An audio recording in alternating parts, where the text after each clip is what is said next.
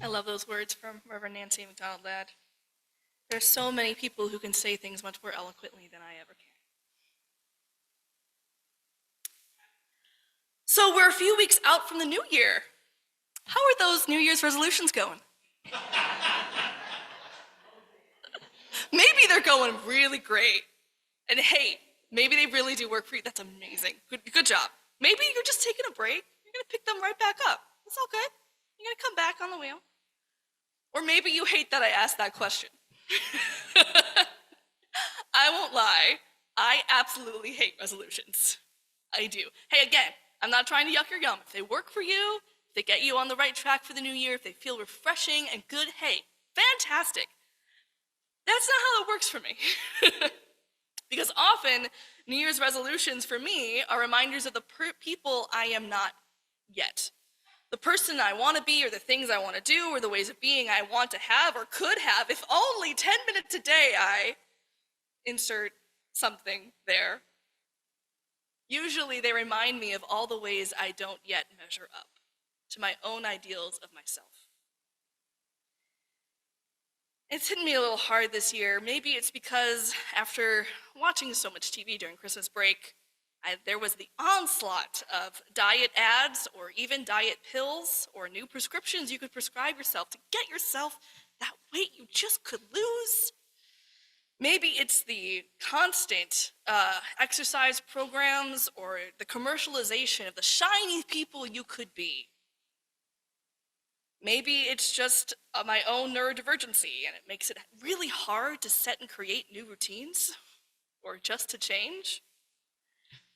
But what gets me frustrated with resolutions every year is that often if I set them, if I'm like, you know what, I'm going to do it this year, I'm going to do this thing, if I don't actually do it, I get stuck in shame and disappointment of the person I wish I could be. It's not that change isn't important, right? We all have to change in our lives. We all have the space and possibility of growth.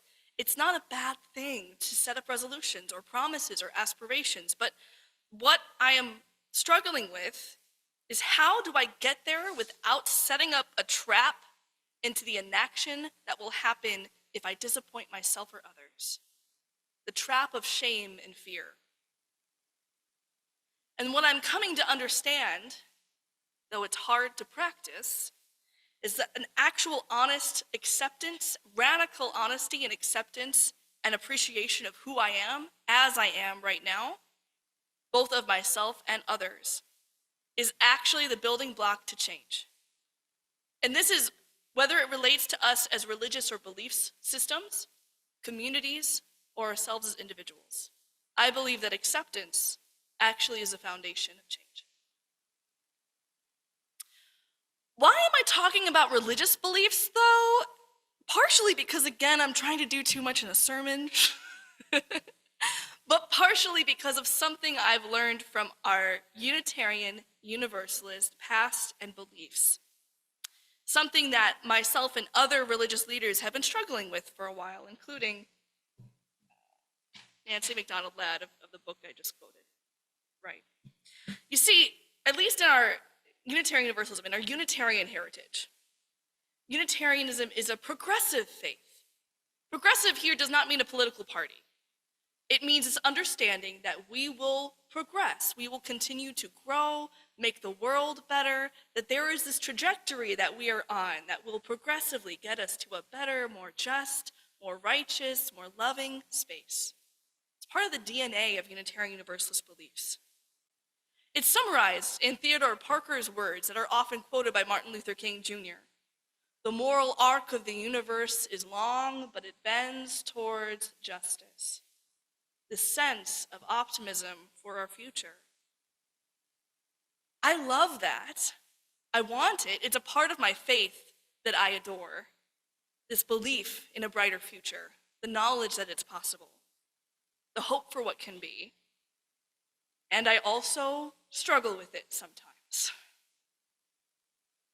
I struggle with this ultimate sense that we're on this sense of progress. Actually, it used to be a statement in the Unitarian faith in the 1900s, the belief in the progress of humankind upwards and onwards forever. It was one of the values, right? Well, I struggle with that.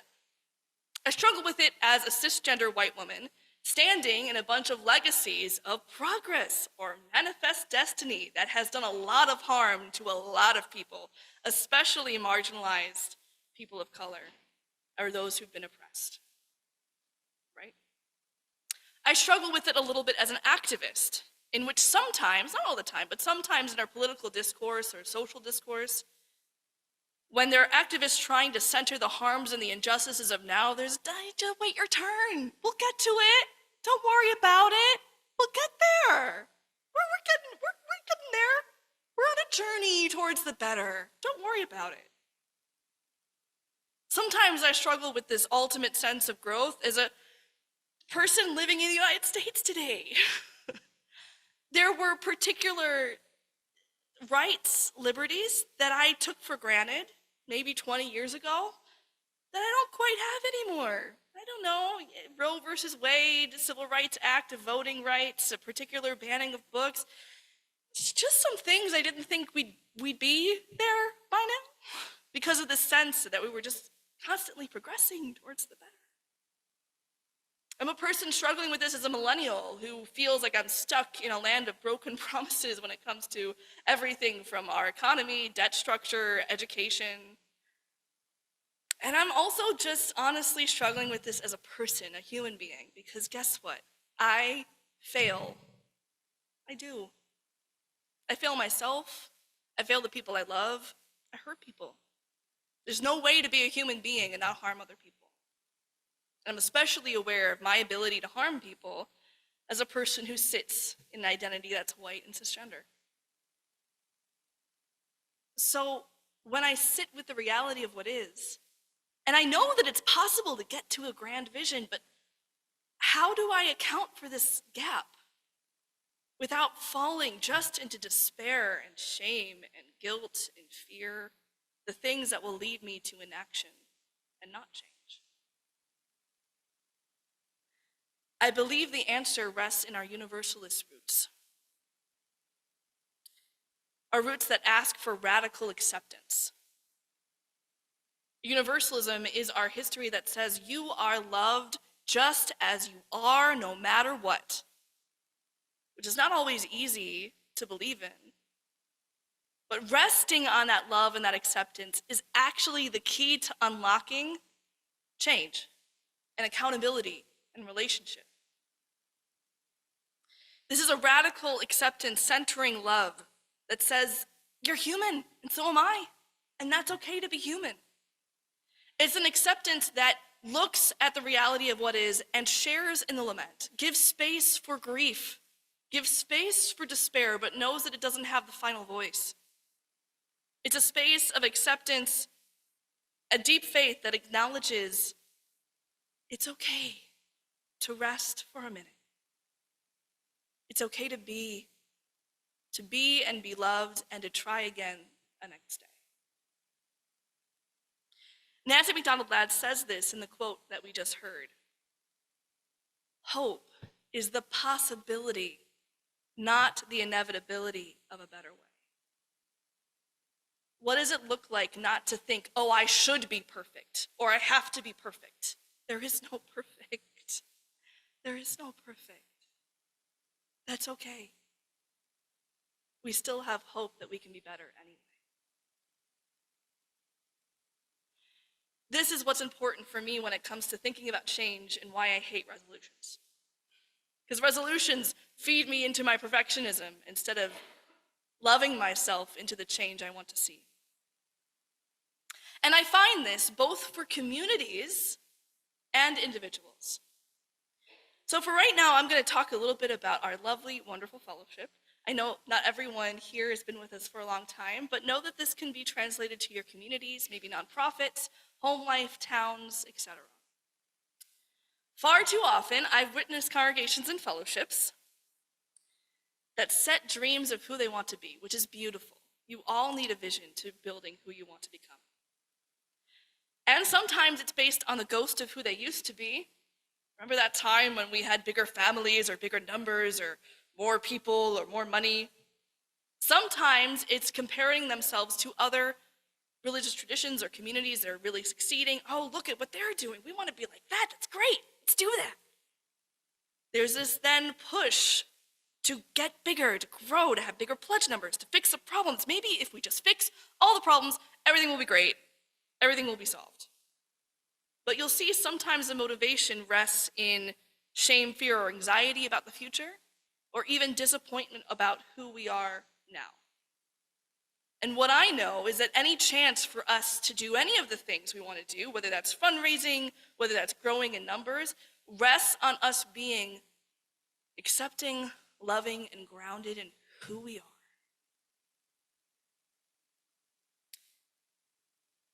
I am lucky to be your minister. I am lucky to be your minister. This is a fellowship community that has done a lot of activism, both in the wider world and in the local community. You have thrived through the pandemic with consistent numbers, both when it comes to membership and when it comes to pledging. You are very caring of each other. You check in, you ask about new people, and you ask about old people. And you're very participatory. There's so much I don't do because of all the things you do.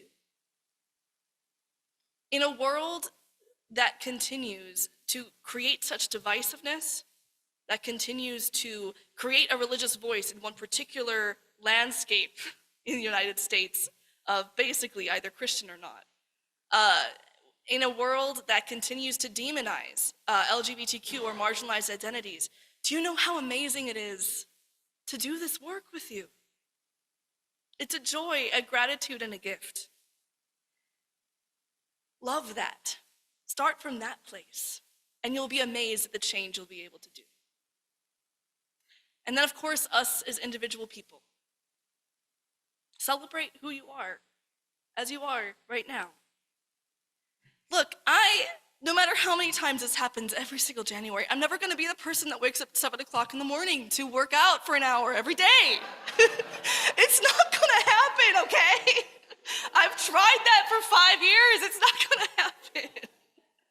That doesn't mean I can't find other ways to be active. I could do a Zumba class online, I could partner with somebody. I do walk a lot around my neighborhood, but I need to accept my own limitations and who I am first if I'm actually gonna make any exercise routine ever work for me.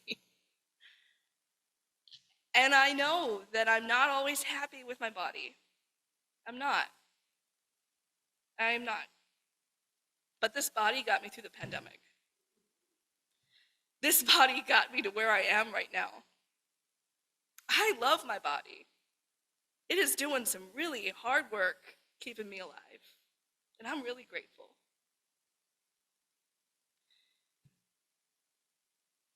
We are human. Let us rejoice in being human together. What I want and why I want to say this message and why it's a struggle of a faith struggle for me to name this hardship with resolutions. We are in an aspirational faith. We have a lot of things that we want to become. A faith committed on peace, creating justice in the world. A faith that wants to see us center love at every interaction. In order for us to get there, we gotta love each other now as we are. Because what I fear so often, both for myself personally and for larger communities like ours or even our country, is that we're so busy trying to be the next thing, trying to be the future thing, we're missing out on what it is to be alive. We're missing out on the gratitude and the wonder of life. We're missing out on how great it is to be who we are now. And in the narrative of trying to be the future version of ourselves, possibly even ignoring maybe sometimes even the harm or hardships we're going through, the pain and grief. I want us to be in it all. I hope that you find a way to love yourself just as you are. Because each and every one of you, I don't know all your stories. You're a miracle walking in real life. The amount of DNA and legacies and histories that made you possible to just be here in this moment. is amazing, is wondrous. I hope you give yourself the mercy and the grace of what it is to be alive. Because when we do so, that is when we're able to bend that arc of the universe towards justice. That's when we're able to give everyone the liberation we dream of. May it be so.